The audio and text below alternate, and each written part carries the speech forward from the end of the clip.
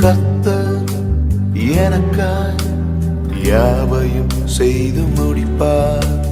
கர்த்தர் எனக்காய் யாவையும் செய்து முடிப்பார். கர்த்தர் எனக்காய் யாவையும் செய்து முடிப்பார். சொன்னதை செய்யும் வரை அவர் என்னை கைவிடுவதில்லை. சொன்னதை